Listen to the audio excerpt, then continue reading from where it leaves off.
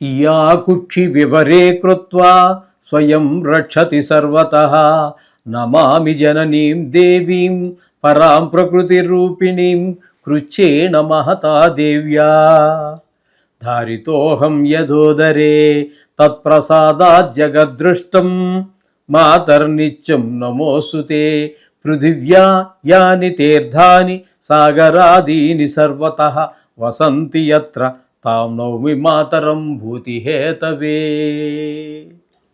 మాతృదేవో భవ పితృదేవో భవ. ఇప్పుడు మనము ఏప్రిల్ నెల 2026 సంవత్సరంలో ఈ ద్వాదశ రాశుల వారికి గోచార ఫలితాలు ఏ విధంగా ఉంటాయి అనేది మనం సశాస్త్రీయంగా తెలుసుకునేటటువంటి ప్రయత్నం చేద్దాం. సింహరాశి వారికి ఏప్రిల్ నెల 2026 సంవత్సరం గోచార ఫలితాలు ఏ విధంగా ఉంటాయో సశాస్త్రీయమైన పద్ధతిలో తెలుసుకునే ప్రయత్నం చేద్దాము. ఇందులో నా కల్పితాలు కానీ నా పైత్యం కానీ ఏమీ ఉండదండి. శాస్త్రం ఎంతవరకు చెప్పిందో అంతవరకు మాత్రమే చెప్తాను. నచ్చిన వాళ్ళు సబ్స్క్రైబ్ చేసుకోండి అని చెప్పేసి మేము రిక్వెస్ట్ చేసేది కూడా ఏమి ఉండదండి. మీకు సశాస్త్రీయమైన జ్యోతిషం గురించి కావాలి అనుకుంటే మీరే చేసుకోండి. అంతేగాని దీని గురించి నేను ప్రాధేయపడిపోయి సబ్స్క్రైబ్ చేసుకోండి, లైక్ చేసుకోండి, షేర్ చేసుకోండి ఇవన్నీ ప్రాధేయపడాల్సిన పని లేదండి. సబ్జెక్ట్ ఉన్న దగ్గర అది అవసరమే లేదు. కాబట్టి మీరు సబ్జెక్ట్ కావాలనుకుంటే మాత్రం ఈ ఛానల్స్, మీరు చూస్తున్న ఛానల్ సబ్స్క్రైబ్ చేసుకుంటే మీరు ఆటోమేటిక్గా వీళ్ళు అప్లోడ్ చేసినవన్నీ కూడా మీకు ఏమంటాయి, ఫస్ట్ మీకు వచ్చిన తర్వాత మిగతా వాళ్ళ దగ్గరికి వెళ్తుంటాయి. ఓకే, ఇప్పుడు ఈ సింహరాశి వారికి జన్మంలోనే కేతుగ్రహ సంచారం.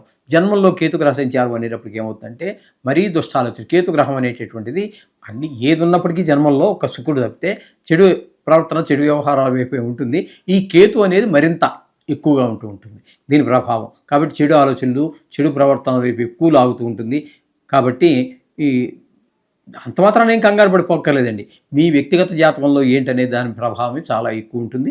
దాని ముందు ఇది నిలవడం చాలా చాలా కొద్దిపాటి ఫలితాలే చూపించగలుగుతుంది.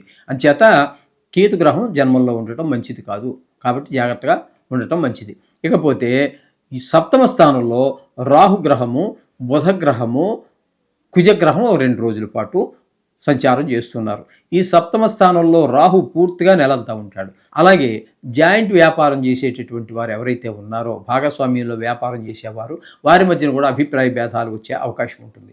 తద్వారా భార్యాభర్తల మధ్యన పొరపచ్చాలు రావటము, మాట అనుకోవటము, ఈయన భావాలు ఆవిడికి నచ్చకపోవటం, ఆవిడ భావాలు ఈయనకి నచ్చకపోవటము, ఇవన్నీ జరుగుతూ ఉంటాయి. ఇక బుధుడు మనకి 7వ స్థానంలో 9 రోజులు ఉంటుంది.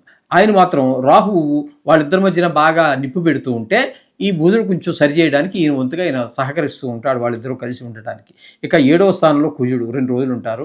ఆయన కూడా రాహు టైప్లోనే ఇంచుమించుగా భార్యాభర్తల మధ్యన, భాగస్వామ్యంలో వ్యాపారం చేసే వారి మధ్యన కొంచెం ఇబ్బందికరమైన పరిస్థితులు ఏర్పరుస్తుంటాడు.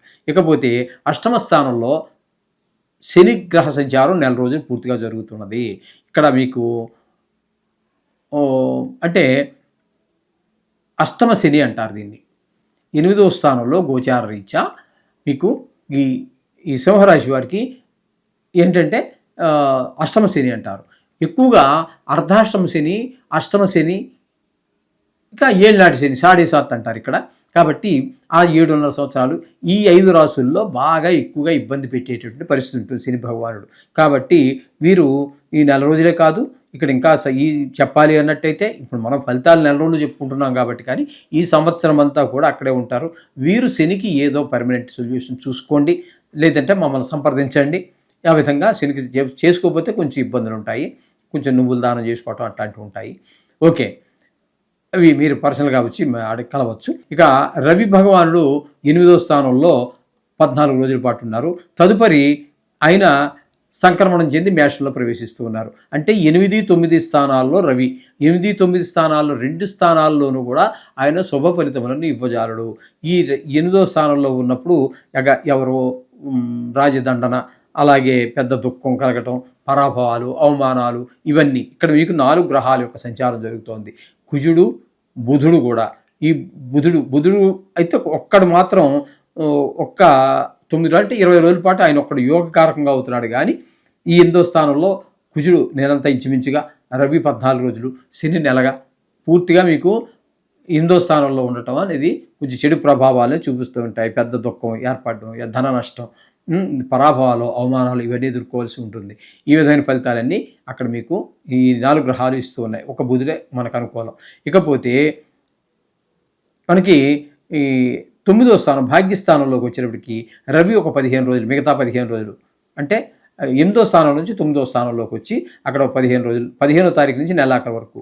శుక్రుడు కూడా అలాగే మీకు 8వ స్థానం నుంచి 9వ స్థానంలోకి వస్తున్నారు. ఆయన 9వ స్థానంలో ఆయన అనుకూలమైన ఫలితాలే ఇస్తారు. భాగ్యస్థానం అంటే గుళ్ళు గోపురాలకి, తండ్రి గారి ఆరోగ్యము ఇట్లాంటి విషయాల్లో అనుకూలమైన ఫలితాలే ఇస్తారు. ఇక్కడ 9వ స్థానంలో రవి అంత అనుకూలమైనటువంటి ఫలితాలు అయితే ఇవ్వజాలడు, తద్భిన్నమైనటువంటి ఫలితాలే ఇస్తాడు. ఇక శుక్రుడు ఈ మనకి ఇక్కడ నుంచి భాగ్యస్థానం నుంచి దశమ స్థానంలోకి వచ్చి 20వ తారీఖు దశమ స్థానంలో ఉంటారు. దశమ స్థానంలో శుక్రుడు కూడా చాలా శుభప్రదమైనటువంటి ఫలితాలన్నీ ఇస్తాడు. అక్కడైనా వృత్తిపరంగా మిమ్మల్ని చాలా ఆదుకుంటారు. మీకు అన్నిట్లో ప్రమోషన్ రావటం కానీ, మంచి పేరు ప్రఖ్యాతులు రావటం కానీ, లేదా ఆదాయం పెరగటం కానీ ఈ అనుకూలమైనటువంటి ఫలితాన్ని శుక్రుడు మాత్రం మీకు 2 స్థానాలలోనూ కూడా అనుకూలమైన ఫలితాలు అంటే పూర్తిగా మీకు శుభప్రదమైన ఫలితాలు ఇచ్చేటటువంటి వాడు ఇప్పటి వరకు ఇక్కడ శుక్రుడు ఒక్కడే కనబడుతున్నాడు. కాబట్టి ఇక చెప్పాలంటే ఏకాదశి స్థానంలో గురువు, ఏకాదశి స్థానంలో గురువు కూడా చాలా చక్కటి ఫలితాలన్నీ ఇస్తుంటారు. ఆయన అక్కడ ధనానికి లోటు ఉండదు.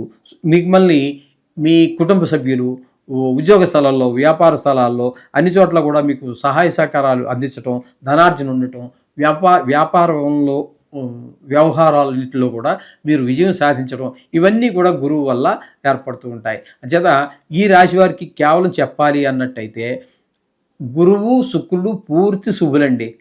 అట్లాగే ఒక బుధుడు ఒక 9 రోజులు మాత్రం అనుకూలమైన ఫలితాలు ఇస్తూ ఉన్నారు. తదుపరి 8లో కూడా మొత్తం బుధుడు కూడా పూర్తి అనుకూలుడే. 3 గ్రహాలు, 3 శుభగ్రహాలే, గురువు శుక్రుడు బుధుడు, ఈ 3 గ్రహాలు పూర్తి అనుకూలమైనటువంటి ఫలితాలు ఉన్నాయి. మిగతావన్నీ కూడా కొంచెం వ్యతిరేకమైనటువంటి ఫలితాలు ఉంటాయి. కాబట్టి మీరు ఖచ్చితంగా బాగుందని చెప్పుకోవచ్చు. దీనికి కంగారు పడక్కర్లేదండి. మీరు రోజు ఖచ్చితంగా నవగ్రహ మంత్రం చెప్పుకోండి. వీరికి కూడా యావరేజ్గా ఈ మొత్తం అంతా కూడా బాగానే ఉంటుంది. ఈ విషయాన్ని గుర్తు